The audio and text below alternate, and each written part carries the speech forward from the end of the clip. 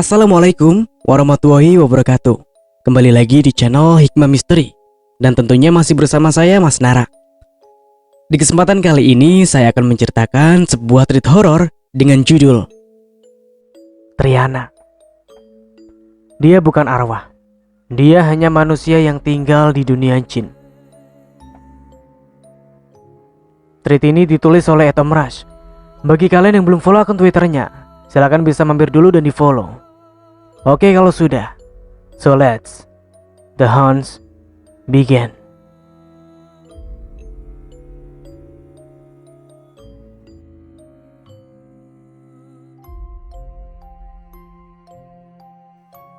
Dia sangat cantik.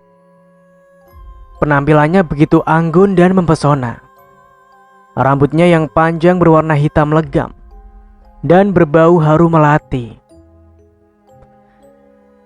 Dia selalu memakai pakaian mini, dress berwarna cerah yang terkesan mencolok. Bibirnya yang tak pernah lepas dari senyuman, sungguh manis. Juga suaranya yang lembut dan perhatiannya padaku, membuatku tidak bisa sedikit pun menolak permintaannya. Setiap ia datang, aku harus merelakan 3 tetes darahku untuknya. Semula aku adalah orang yang sangat takut akan darah yang keluar dari tubuhku disebabkan luka. Tapi semenjak aku mengenalnya, luka ataupun darah itu tidak membuatku takut lagi. Meskipun aku tahu dia bukan manusia. Bagiku dia adalah orang yang selalu bisa menjadi sahabat, kakak, dan orang tua bagiku. Sifatnya yang selalu menjagaku, mengarahkan tentang semua yang harus aku lakukan, atau membela aku ketika ada orang lain yang berbuat jahat dan curang padaku. Meski dia melakukan pembalasan yang jahat, tapi aku sangat puas akan hal itu. Rintihan kesakitan, tangisan putus asa dari orang yang berbuat jahat padaku mampu membuatku tersenyum. Dan ketika aku sudah puas, disitulah dia akan melepaskannya. Cerita wanita berusia 23 tahun itu padaku. Dia siapa? Triana, jawabnya dengan bibir bergetar, seolah enggan menyebutkan nama itu. Tepat 10 tahun yang lalu, ketika cerita ini dimulai, anak Dara yang bernama Sri itu baru berusia 13 tahun dan baru saja lulus dari sekolah dasar. Ia hidup bersama ibu dan ayah tirinya yang sudah tua renta. Bisa dibilang, Sri adalah anak broken home, di mana kedua orang tua kandungnya bercerai secara tidak baik pada usia Sri di bawah 3 tahun. Jadi semenjak kecil, dia sudah tidak pernah melihat ayah kandungnya lagi. Bahkan, ia juga sudah lupa bagaimana rupa si ayah kandung. Perjuangan sang ibu untuk membesarkan Sri memang tidaklah mudah. Banyak keringat dan air mata yang bercucuran di sepanjang tahun perjuangan hidup mereka. Apapun pekerjaan yang bisa menghasilkan uang dan halal dilakukan, akan ia lakukan. Tak peduli lelah dan sakit, ia tetap bertahan. Begitu juga dengan Sri. Dia tetap bertahan di sekolah itu meskipun semua teman-teman mengucilkannya dan memperlakukannya secara tidak baik. Bahkan, tak jarang ketika teman-temannya melihat ayah tiri Sri lewat di depan sekolah, mereka akan mengejek dan membuli Sri yang punya ayah tiri begitu tua. Dan tak jarang ia dijuluki sebagai anak kampang, anak yang tidak diketahui ayahnya. Dan kalau sudah begitu biasanya, Sri hanya bisa menangis dan lari ke belakang sekolah merenungi nasibnya. Meski di sekolah itu Sri sering diejek dan dibuli, ia masih mempunyai beberapa orang teman yang dengan sukarela berteman dengannya. Ia adalah Ion, anak laki-laki yang ibunya dicap gila oleh teman-teman sekolah. Dayuh, anak perempuan yang orang tuanya super cuek dan tidak pernah sekalipun hadir di pertemuan-pertemuan sekolah. Siah adalah anak perempuan yang memiliki keterbelakangan mental dan sering ngeces jika terlalu asik memperhatikan sesuatu. Ia juga sering dibully dan dipalak. Dan terakhir, Ria, anak perempuan yang tubuhnya lumayan berisi dan ayah kandungnya sudah sangat tua kala itu, sehingga ia juga sering dibully. Namun mereka ini berbeda kelas. Ion kelas 5, Siah kelas 6, dan Sri, Ria, serta Dayu ada di kelas 4. Mereka berlima ini saling menyayangi satu sama lain dan bisa dibilang tidak terpisahkan. Ion karena nakal sering tidak naik kelas. Begitupun juga dengan Siah. Hanya saja Siah tidak nakal, tapi ia selalu kesulitan memahami pelajaran yang diberikan oleh guru. Di sekolah mereka akan saling jaga. Dan karena hanya Ion dan Dayu yang kuat, dalam artian tidak cengeng, maka mereka berdualah yang sering berkelahi dengan anak-anak yang membuli. Singkat cerita, ketika akhirnya Siah berhenti sekolah karena sudah tidak sanggup, dan Ian pun lulus sekolah, Sri, Ria, dan Dayu kini hanya tinggal bertiga. Namun perlahan-lahan Dayu mulai berubah pada kedua sahabatnya. Ia mulai jarang menemui teman-temannya dan lebih senang bergabung dengan orang-orang yang dulu membuli mereka. Oh iya, Om Ras lupa menceritakan kalau Sri ini dari kelas 3 sampai kelas 6 dia dapat beasiswa, dan bahkan dijanjikan akan terus dapat beasiswa jika ia meneruskan sekolahnya. Namun pikiran Sri saat itu sudah tidak ada untuk melanjutkan sekolah ketika ia sudah lulus SD. Ia lebih memilih untuk bekerja guna mendapatkan uang untuk membantu perekonomian keluarganya. Dia pernah beberapa kali bekerja di warung makan, hingga akhirnya ia mendapat tawaran pekerjaan di sebuah gedung bulu tangkis dan biliar milik seorang yang kaya raya di desa itu. Desanya cukup jauh dari tempat tinggal Sri, sehingga mengharuskan ia untuk menginap di sana. Awal-awal bekerja di sana Sri merasa nyaman dan kerasan, karena bosnya benar-benar sangat baik dan ramah sekali. Teman-teman Sri yang sudah ada di sana sekitar 3 orang, 1 laki-laki dan 2 lagi perempuan. 1 perempuan berusia 25 tahun dan yang lainnya 18 tahun. Jadi Sri ini adalah yang paling muda di sana. Yang laki-laki kita sebut saja Romi, dan yang perempuan berusia 25 tahun itu kita sebut saja Nana, dan yang 18 tahun Caca. Jadi ceritanya si Nana ini merupakan seorang janda anak 1 yang sudah hampir setahun bekerja di sana. Orangnya baik, ramah gak pelitan. Begitu juga dengan si Caca ini. Cuma setiap pertemanan kan ada tuh yang namanya plus minusnya. Nah, kebetulan kedua temannya Sri yang perempuan ini ternyata agak nakal dan sering menyuruh Sri yang lebih muda untuk mempermudahkan aksi mereka. Kasarannya Sri ini dimanfaatkan sama mereka. Awalnya karena memang Sri ini anaknya polos, jadi dia tidak berpikiran aneh-aneh dan hanya menuruti saja kemauan si Nana dan Caca, termasuk menyelundupkan laki-laki ke dalam kamar mereka. Setelah itu, Sri disuruh menunggu di luar tanpa tahu apa yang dilakukan oleh kedua temannya di dalam. Sampai akhirnya, Sri yang duduk di luar di tengah malam itu ketahuan oleh bos mereka yang membuat satu persatu mereka ditanyai.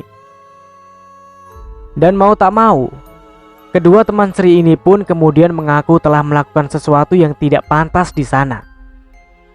Alhasil keduanya langsung diberhentikan. Dan tinggallah Sri berdua dengan si Romi. Tapi Romi ini tinggal di gedung biliar, jadi Misa begitu tidurnya. Awalnya semua berjalan normal dan lancar. Sri pun tidak takut sama sekali tidur sendirian di area gedung bulu tangkis itu seorang diri. Sampai di suatu hari, Romi ini izin pada bos untuk pulang sebentar ke kampungnya. Dan saat dia kembali lagi ke sana, ternyata Romi datang bersama dua orang perempuan yang katanya ingin bekerja di sana. Tentu keinginan mereka itu langsung dipenuhi dan disambut baik oleh bos yang saat itu memang sedang mencari anak buah baru. Dan kelihatannya kedua perempuan itu memang anak baik-baik. Namun ternyata baru seminggu kerja, kedua perempuan itu malah sudah bersikap seperti bos terhadap Sri dan pandai mencari perhatian pada bos. Kasarannya mereka ini bermuka dua. Semenjak bersama mereka, Sri sering sekali menangis dan melamun di belakang gedung seorang diri. Sekelebat bayangan hitam melintas ke belakang gedung sarang walet yang berada tidak jauh dari belakang gedung biliar tersebut, membuat Sri kaget. Siapa kira-kira orang yang ke belakang gedung itu di sore hari seperti itu? Apa mungkin maling? Batin Sri bertanya-tanya. Namun belum selesai ia dengan kebingungannya, Sri dikagetkan dengan suara teriakan nyaring dari dalam gedung biliar, diiringi dengan suara teriakan lainnya. Ternyata salah satu dari perempuan yang dibawa Romi itu kerasukan dan terus berteriak-teriak. Sri yang seumur-umur belum pernah melihat orang kerasukan, hanya bisa termenung dan terdiam melihat orang yang sibuk menangkap perempuan itu. Sampai 3 jam lamanya, perempuan itu masih belum bisa disadarkan juga. Bahkan beberapa orang yang paham dengan hal-hal seperti itu didatangkan, namun tetap saja tidak bisa mengeluarkan sosok yang merasukinya. Banyak yang masuk, aku susah mengeluarkannya. Dan melihat keadaan sekarang, gadis ini sudah sangat kelelahan.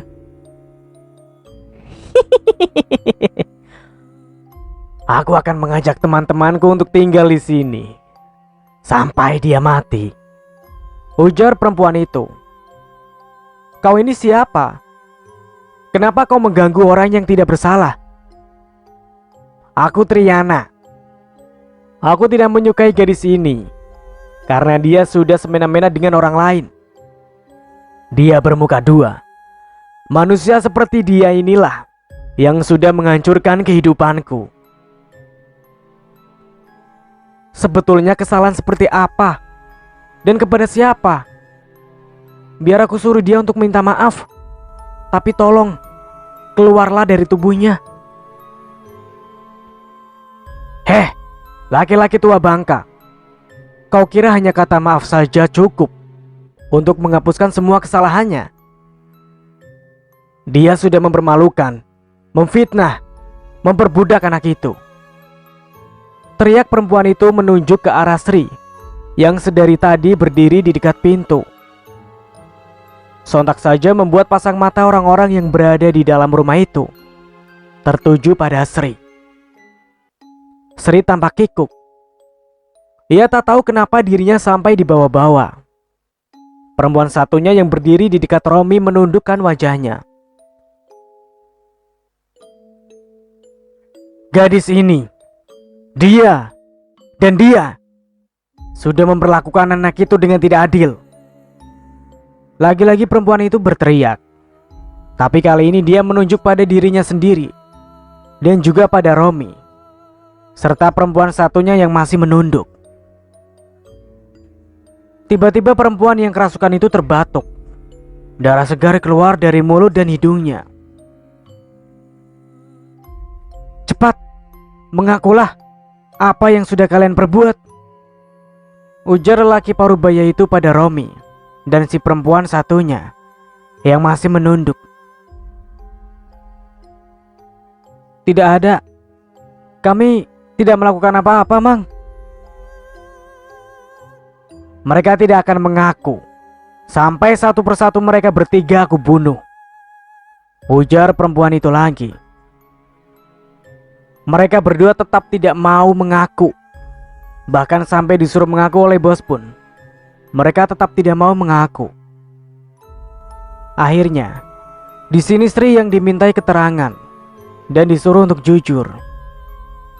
Tapi karena dia takut, akhirnya ia juga berbohong. Bodoh kau Sri, aku melakukan ini untukmu, dan kau malah membela mereka. Sri terdiam. Namun ia masih belum berani mengatakan apa-apa. Akhirnya, entah bagaimana, tiba-tiba Romi kerasukan. Makin heboh di rumah itu karena ada 2 orang yang kerasukan. Bahkan lelaki tua yang berusaha mengobati itu pun sampai pingsan karena ditendang oleh Romi yang mengamuk. Tidak hanya itu, ia juga membenturkan kepalanya terus-menerus ke dinding ulin rumah itu sampai berdarah-darah. Bos mulai emosi. Dia menunjuk ke arah satu perempuan teman si Romi. Katakan, apa yang sudah kalian lakukan? Tersentak perempuan itu tanpa ketakutan. Dengan bibir gemetar, ia mengakui perbuatan mereka. Namun di sini ia mengaku hanya ikut sementara, yang mengajak adalah perempuan satunya dan juga Romi. Maaf Sri, kami sudah memfitnahmu yang bukan-bukan pada bos. Kami juga memperlakukanmu seperti pembantu pribadi kami, ucap perempuan itu menunduk. Nafas Sri turun naik, matanya mulai berkaca-kaca. Inikah sebabnya bos sering memarahinya tanpa alasan, bahkan menuduh dia mencuri, padahal Sri tak pernah melakukan apa-apa. Kalian memang makhluk jahat, tidak pantas dimaafkan. Kepada sesama manusia saja kalian saling menyakiti, teriak perempuan kerasukan itu melengking. Di sini posisi Sri seperti disudutkan. Ia disuruh memaafkan setelah beberapa saat mendengar pengakuan orang yang menjahatinya. Baik, aku maafkan kalian. Tapi aku memaafkan bukan berarti aku bisa melupakan apa yang sudah kalian lakukan padaku, ucap Sri pelan. Lalu ia langsung keluar dari rumah tersebut, berlari ke pinggiran sungai Barito. Duduk di atas kapal merenungi nasibnya. Setelah hampir 1 jam lamanya ia melamun, Sri kemudian pulang. Saat ia melangkah menyeberangi jalan, tiba-tiba dari arah hulu terlihat sebuah delman yang ditarik seekor kuda hitam. Awalnya Sri mengira itu adalah delman yang datang dari luar daerah untuk melakukan pertunjukan di desa tersebut. Kuda-kuda itu berlarian berhenti ketika sudah tepat berada di depan Sri. Seorang wanita mengenakan pakaian kuning keemasan turun sambil tersenyum. Bau tubuhnya seperti bunga kenanga, wangi. Siapa namamu anak manis? Tanya wanita itu lembut. Sri. Kenapa kau sendirian di tengah malam begini sayang? Wanita itu bertanya lagi. Aku sepertinya ada sesuatu yang terjadi. Apa kau sedang sakit? Sri tertunduk. Bulu tubuhnya seketika merinding begitu si wanita menyentuh pundaknya. Tangan itu dingin dan kaku. Menyadari ada yang tidak wajar, Sri langsung berbalik hendak pergi. Namun tangannya langsung ditahan. Pikiranmu yang mengundangku kemari. Sekarang aku datang dan kau hendak pergi. Ikutlah bersamaku, ujar si wanita. Perkataannya membuat Sri ketakutan. Lepaskan aku. Aku tidak mau ikut. Aku tidak tahu siapa kamu. teriak Sri histeris. Tiba-tiba semuanya terasa gelap. Sri bagai terkurung di suatu ruangan tanpa cahaya. Ia dapat merasakan bagaimana tubuhnya bergerak. Namun Sri tak bisa mengendalikannya. "Sri, kau kenapa, Sri?" ujar Mugi yang baru saja pulang mencari ikan. "Lepas, atau kubunuh kau!" teriak Sri dengan suara yang serak. "Astagfirullahaladzim, istighfar Sri, kau kenapa?" Mugi yang berbadan besar dan kuat itu sebisa mungkin mencoba mengunci tubuh Sri agar ia tak bisa kabur, sambil mulutnya terus membaca doa yang ia bisa. Mereka berguling-guling di jalanan hingga beberapa teman Mugi datang dan segera membantunya membawa Sri ke rumah si bos.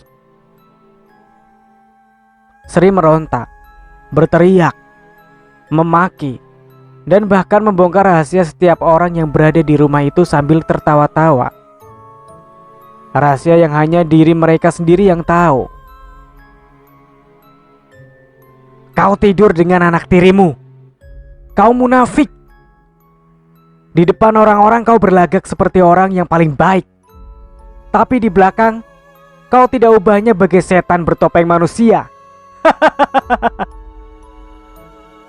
Di rantauan kau memperkosa anak di bawah umur.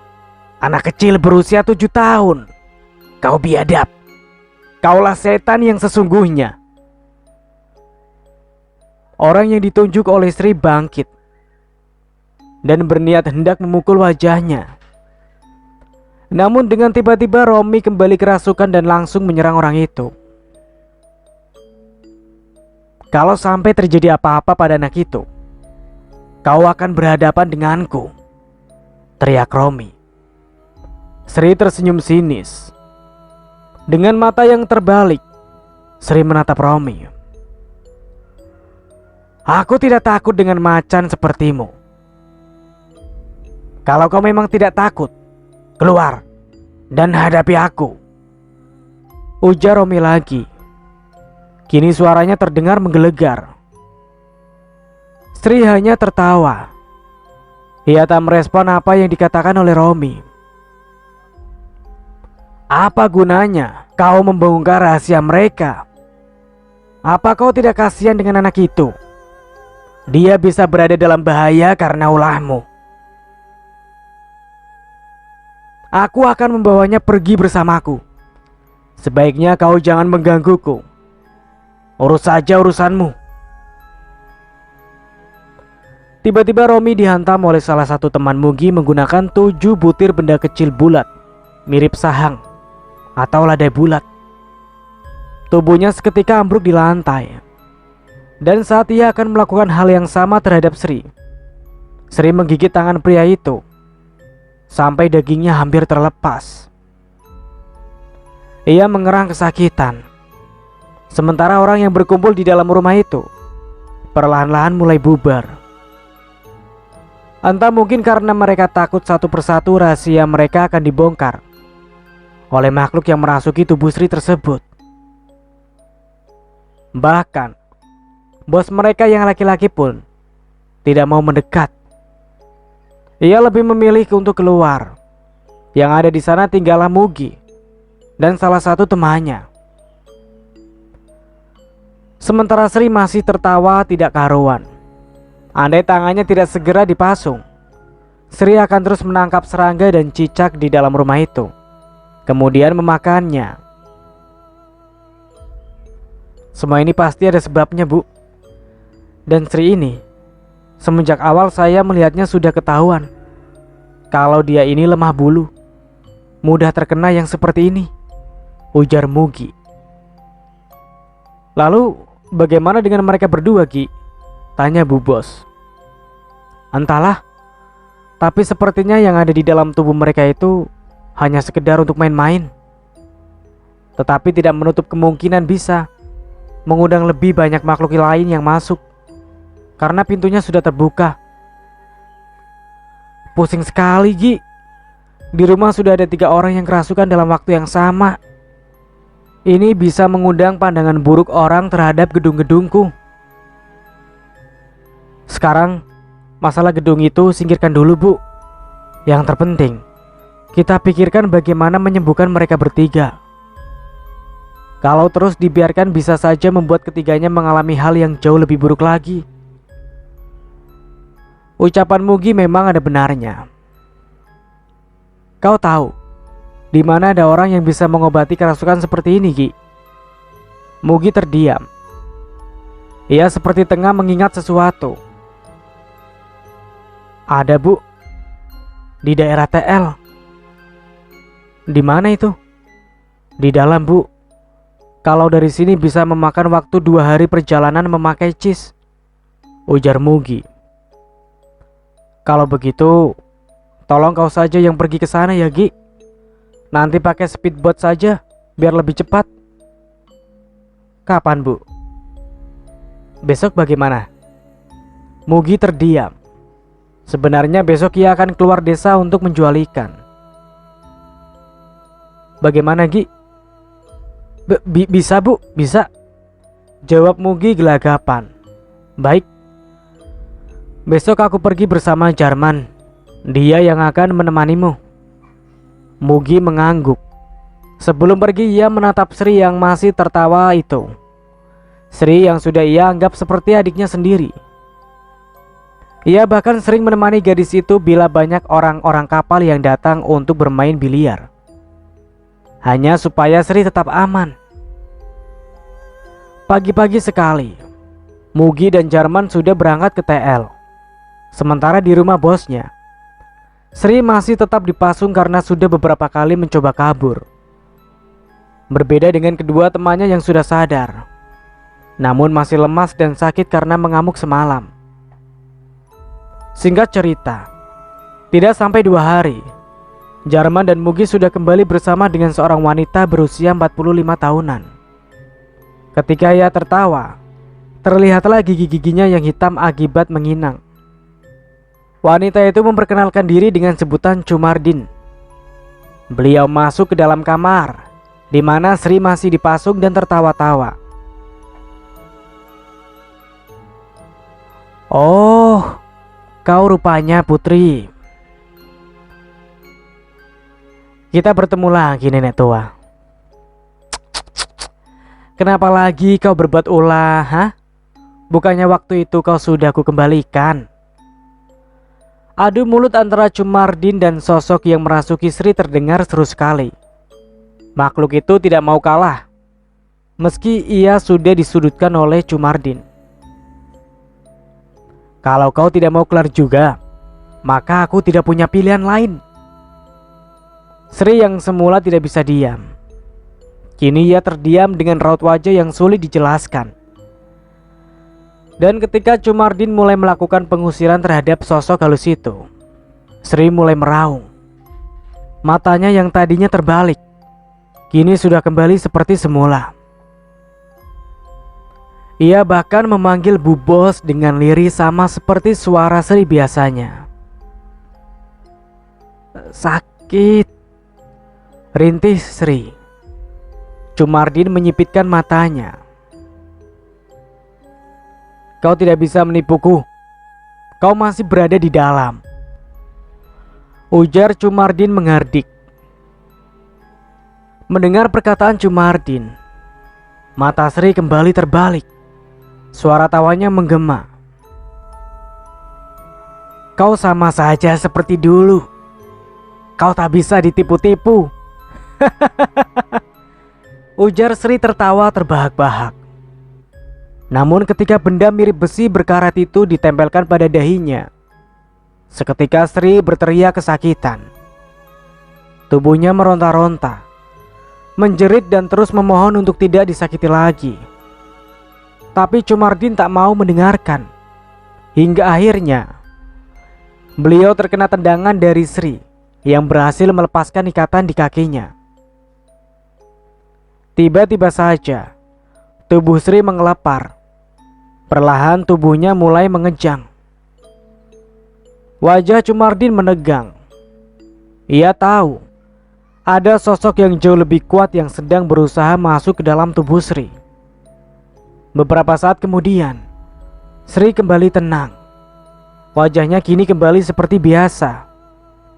Ia pun tak lagi berontak. "Kau jangan khawatir. Aku tidak akan menyakiti anak ini," ujar Sri dengan suara yang jauh lebih lembut dari sebelumnya. Kau siapa?" tanya Cumardin. "Aku Triana.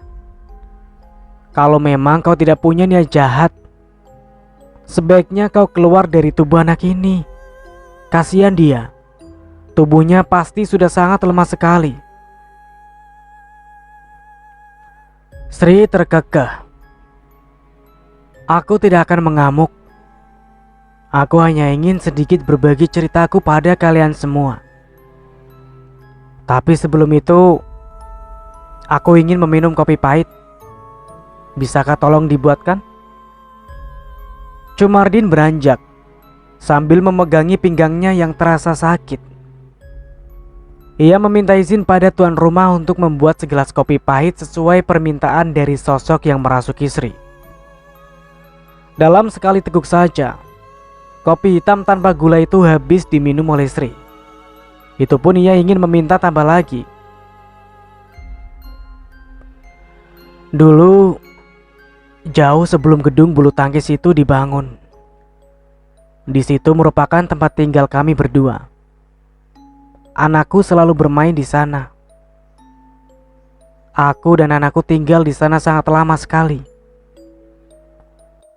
Karena kami berdua menunggu kedatangan suamiku dan anakku yang lain untuk datang menjemput kami berdua di sini. Hingga suatu hari, ketika aku pergi mencari sesuatu, aku tinggalkan anakku di sana. Dan kau tahu apa yang kulihat setelah aku kembali? Aku melihat anakku mati. Kepalanya hancur karena pembangunan kalian yang tidak berizin itu. Harusnya kalian memberitahu kami kalau di tempat itu akan dibangun sesuatu. Kalau kalian beritahu kami, tentu akan pergi dan mencari tempat tinggal lain. Tapi kalian terlalu egois.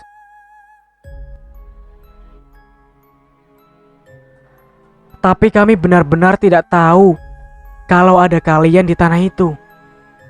Aku ingat, dulu ada anak ayam yang mati karena kejatuhan balok. Anehnya meski sudah diusir, anak ayam itu tetap diam di tempat itu. Kami tidak sengaja. Pantas saja setelah pembangunan itu, anak pertamaku meninggal. Lalu para tukang menjadi sakit-sakitan. Apa kau yang melakukan itu? Tanya Bu Bos. Sri menangis sesenggukan pilu. Kau pun seorang ibu, dan kau tentu tahu bagaimana perasaanku ketika melihat anak yang kusayangi mati begitu saja karena ulah manusia. Kau beruntung karena kau masih punya anak. Tapi aku, meskipun aku mempunyai anak lain, tapi aku tidak tahu keberadaannya sekarang di mana. Aku sendirian. Mereka terdiam. Hanya isak tangis Sri yang terdengar. Aku minta maaf. Maafmu tidak akan mengembalikan anakku. Hening. Keadaan Sri mulai tenang dan jauh lebih baik dari sebelumnya. Pasungan pada kaki dan tangannya pun sudah dilepaskan. Namun begitu ia masih berada dalam pantauan Cumardin yang tengah berusaha mengobati gadis itu agar tidak ada yang kembali masuk ke dalam tubuhnya lagi. Bagaimana keadaan Sri? Tanya Mugi yang baru saja datang. Sudah sedikit lebih baik. Ia tidur lelap sekali. Nampaknya sangat kelelahan. Syukurlah. Tapi bagaimana? Apa mungkin Sri ini dipagari saja supaya tidak bisa dirasuki mereka lagi? Aku sedang memikirkan itu. Dan mungkin nanti setelah dia bangun, aku akan melakukannya. Mugi mengangguk. Matanya menatap lekat pada Sri yang masih tertidur pulas. 3 hari kemudian, Sri sekarang jauh lebih baik. Ia juga sudah dimandikan oleh Cumardin yang bertujuan untuk memagar tubuhnya. Jangan melamun. Apapun yang kau rasakan, jangan pernah melamun. Karena bila pikiran kosong, disitulah kesempatan mereka untuk masuk terbuka. Pesan Cumardin pada Sri sebelum ia pulang diantar oleh Jarman. Pada hari keempat, Sri memutuskan untuk kembali bekerja. Namun ketika ia ada di gedung itu, orang-orang menatapnya dengan tatapan takut. Dan bahkan tidak jarang orang akan langsung pulang ketika melihat Sri. Perlakuan orang-orang itu membuat Sri sakit hati. Padahal Sri tidak melakukan apa-apa pada mereka. Tapi mereka memperlakukan dirinya seperti itu. Sri yang kini lebih sensitif dari biasanya.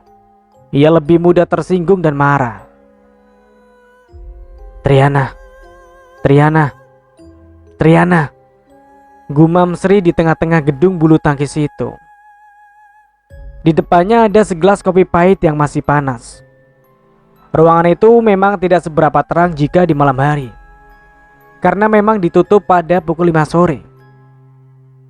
Aroma melati dan suara langkah kaki dari arah belakang Sri terdengar mendekat. Suara dan aroma itu tentu mampu membuat Sri ketakutan. Aku senang kau memanggilku sayang. Jadi itu benar namamu? Iya. Kau di mana sekarang? Bisakah? Bolehkah aku melihatmu? Tentu sayang. Sekarang lihat ke belakangmu. Aku berada tepat di belakangmu. Mendengar jawaban Triana, Sri tercekat. Ia ragu untuk memutar badan melihat sosok yang mengaku bernama Triana itu. Apakah wajahnya seram seperti hantu-hantu di dalam cerita? Namun rasa penasaran membuat Sri memantapkan hati untuk menoleh ke belakang. Matanya terbelalak begitu melihat sosok itu. Wajahnya, penampilannya sangat jauh berbeda dari apa yang Sri bayangkan. Wanita itu berwajah sangat cantik, berambut panjang dan memakai mini dress berwarna merah terang. Penampilannya sangat jauh dari kata seram. Ini benar kau? Tanya Sri ragu-ragu. Iya sayang, aku Triana, jawabnya lembut. Tapi kau sangat cantik. Triana tersenyum. Kau juga cantik. Kau mau ikut aku ke rumahku? Ujar Triana dengan bibir masih tersenyum. Rumah? Iya sayangku, aku ingin mengajakmu ke rumahku. Sri terdiam. Melihat raut wajah Sri seperti itu, Triana tertawa kecil. Kau jangan berpikiran aneh. Rumahku bukan di kuburan. Aku sebenarnya manusia, sama sepertimu. Hanya saja ada sesuatu yang aku lakukan hingga membuatku bisa tinggal dan hidup dengan umur yang panjang di dunia mereka. Maksudmu? Lagi-lagi Triana tersenyum manis. Kalau ku jelaskan pun, kau mungkin tidak akan mengerti. Kau tahu, sudah bertahun-tahun aku hidup sendirian di sini. Tidak ada teman, tidak ada keluarga. Dan sekarang aku sangat berharap kau mau berteman denganku. Sri merasa nyaman berbicara dengan sosok itu. Dia ramah dan sangat baik padanya. Tentu perasaan itu membuat Sri mau menerima tawaran pertemanan yang diajukan oleh Triana. Hampir setiap tengah malam, Sri menghilang tiba-tiba dan muncul kembali menjelang pagi. Begitu seterusnya. Hingga sampai di suatu hari, ada seseorang yang mengadukan hal itu pada bos. Dan setelah diselidiki, rupanya benar apa yang dikatakan orang itu. Bahkan pernah beberapa kali mereka melihat Sri berbicara sendirian tanpa ada siapapun di dekatnya. Tidak hanya sampai di situ, anak bos tiba-tiba jatuh sakit setelah bermain bersama Sri. Padahal saat mereka bermain itu, bos pun ada di antara mereka. Jadi sangat tidak mungkin jika Sri melakukan hal yang tidak-tidak terhadap anak itu. Sri, bagaimana ya menyampaikannya? Maksudku begini. Gedung ini akan aku urus sendiri dan tak memperkerjakan orang lain lagi. Jadi saya paham. Besok juga saya akan pulang. Dan saya ucapkan terima kasih banyak, sebab selama ini saya sudah diperbolehkan untuk bekerja di sini. Dan kalian semua memperlakukan saya juga dengan sangat baik. Terima kasih atas semuanya. Kalau ada umur dan rezeki, mungkin kita akan bertemu lagi. Ucap Sri memotong pembicaraan bosnya karena ia sudah tahu sejak semalam dari Triana bahwa bos akan memberhentikannya dari pekerjaan itu. Sri diberikan uang lebih untuk pulang oleh bosnya. Dan rupa-rupanya Triana pun ikut serta bersama Sri. Karena katanya dia sudah tidak punya siapa-siapa untuk menahannya agar tetap berada di sana. Dan sekarang adalah tugasku untuk menjaga dan melindungimu, ucapnya tersenyum. Sejak pulang, Sri hanya tinggal di rumah. Ia menghabiskan waktunya untuk membaca buku-buku bersama Triana. Kurasa lain anakmu itu. Beberapa kali aku melihat dia berbicara sendirian dan tertawa-tawa. Coba kau tanyakan pada orang yang paham. Semoga saja dugaanku itu salah, ujar tetangganya pada ibunya Sri. Perkataan itulah yang membuat Sri dibawa ke seorang guru. Guru yang dimaksud ini bukanlah seorang ulama, tapi memang profesinya sebagai seorang guru SD di salah satu sekolah yang berada di daerah itu. Namun beliau ini memang ada kebiasaan dalam hal-hal mistis seperti itu. Ketika akan menaiki tangga rumah guru tersebut, langkah Sri seperti ditahan. Ia enggan naik. Seluruh tubuhnya pun terasa merinding seketika. Jangan ke sana, Sri, ujar Triana. Aku tidak mau masuk, Mah. Setelah mendengar penolakan Sri, ibunya lantas menarik tangannya dengan keras agar secepatnya masuk ke dalam. Tiba-tiba Sri tubuhnya seperti tidak terkendali. Ia langsung menepis kasar tarikan tangan sang ibu. Matanya tajam menatap ibunya. Aku tidak mau masuk, bentak Sri. Dan ketika seorang lelaki mendekati mereka, mata Sri langsung melotot tajam. Seketika Sri bertingkah seperti orang kerasukan. Ia menjerit, menyuruh lelaki itu agar jangan mendekat. Akan tetapi ketika ia hendak melangkah pergi, langkah Sri terhenti dan tubuhnya seketika lemas. Sri diangkat dan dibawa ke dalam rumah guru tersebut. Di sana dikatakan bahwa Sri diikuti sosok macan hitam jadi-jadian. Jadi sosok itu dulunya adalah manusia biasa. Kalau kalian pernah baca cerita Raja Tampo, nah, mungkin proses manusia menjadi sosok macan sama seperti Raja Tampo itu. Apa bisa anak saya dipisahkan dari makhluk itu? Bisa. Lebih cepat lebih baik. Malam itu juga Sri diruqyah oleh guru tersebut. Pada saat proses terakhir ia melihat sosok hitam. dengan wajah rusak berdiri menatapnya. Entah sosok apa itu, Sri pun tak tahu dan tak mau tahu. Mengingat rupanya saja membuat Sri ketakutan. Benar saja setelah itu, Sri tidak bisa melihat Triana lagi. Bahkan mendengar suaranya saja Sri tidak bisa. Membuat kehidupan Sri kembali seperti dulu lagi. Bahkan kini ia sudah tidak memiliki keceriaan sedikit pun. Semuanya terasa menyiksa tanpa Triana. Tak terasa 3 bulan sudah berlalu. Malam itu Sri memberanikan diri untuk memanggil Triana kembali. Triana, Triana, Triana, datanglah, aku merindukanmu. Gumam Sri menatap gelas kopi di hadapannya. Hening.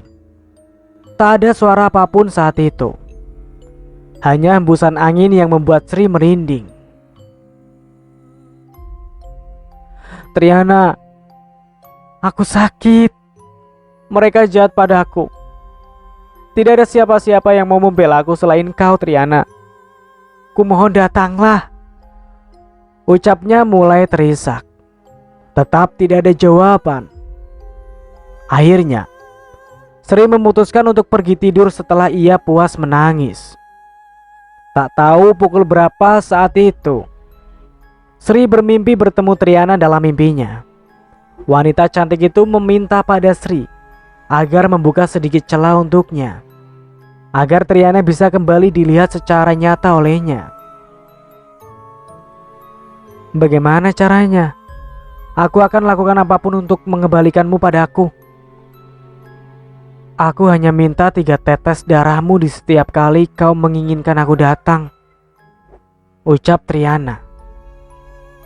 Tapi aku takut melukai diriku sendiri, Triana. Tusukan dengan ujung jarum saja, Sri. Tidak perlu kau membuat luka yang besar. Aku pun tak ingin kau menyayat-nyayat tubuhmu untukku. Dan ketika Sri terbangun, ia langsung menarik nafas lega. Karena ia sudah menemukan cara untuk mengembalikan sahabatnya. Saat itu juga, Sri mengambil jarum. Namun ketika hendak menusukkan jarum itu pada jarinya, Sri ragu-ragu. Ia takut. Tapi Sri begitu teringat dengan Triana. Ia lakukan juga meski dengan mata tertutup. Sri meringis melihat darah yang mulai keluar dari luka bekas tusukan jarum tersebut. Ia hampir tak percaya bisa melukai dirinya sendiri. Sri kemudian menekan ujung jarinya agar darah yang keluar semakin banyak. Dan seiring dengan menetesnya darah itu, Sri akhirnya bisa kembali merasakan kehadiran sosok Triana. Wanita itu tersenyum menatapnya. Setengah malam itu mereka berbincang melepas kerinduan. Triana bagi Sri adalah sosok sahabat yang selalu ada untuknya, selalu melindungi. Tak pernah ia merasakan persahabatan sehangat itu dengan manusia. Bahkan Triana selalu mengingatkan bahaya sebelum kejadian padanya. Bisa dibilang, Sri saat itu sangat bergantung padanya. Namun kelakuannya yang sering berbicara sendirian itu akhirnya ketahuan oleh ibunya lagi. Sri diperiksakan ke beberapa orang, dan salah satu dari mereka mengatakan bahwa Sri sudah tidak bisa diobati. Tapi ada cara agar dia bisa sembuh, yakni harus menikahkan dia. Dan setelah menikah, katanya Sri akan otomatis sembuh dengan sendirinya. Akhirnya karena itu, Sri pun dijodohkan dengan seseorang yang lebih tua darinya. Tentu, Sri tidak mau pada awalnya. Terlebih lagi Triana sudah mengatakan bahwa laki-laki itu bukan orang baik. Dia juga terpaksa sama sepertimu, Sri. Kalau menikah pun, kalian tidak akan bahagia. Sebelum semuanya terlambat, Lebih baik kau tolak. Dia bukan orang yang baik untukmu. Nanti kalau diteruskan, akan ada konflik antara kau dan salah satu pihak keluarganya. Asal kau tahu, kalau konflik itu terjadi, dia tidak akan berada di pihakmu. Bagaimana caranya aku menolak itu, Triana? Kau pun sudah tahu kan, aku menolak hari itu. Tapi mereka tidak mau dengar.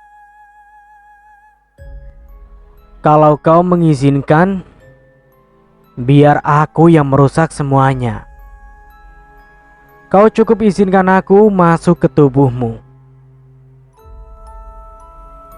Sri terdiam. Tapi apa yang akan kau lakukan? Kau akan tahu jika rencanaku ini berhasil. Dan sejak saat itu, Sri mulai kerasukan lagi. Bahkan kali ini jauh lebih ekstrim. Sampai di sini dulu ceritanya. Nantikan kelanjutan ceritanya di part berikutnya. Dari saya mohon maaf bila ada salah kata. Akhir kata, wassalamualaikum warahmatullahi wabarakatuh.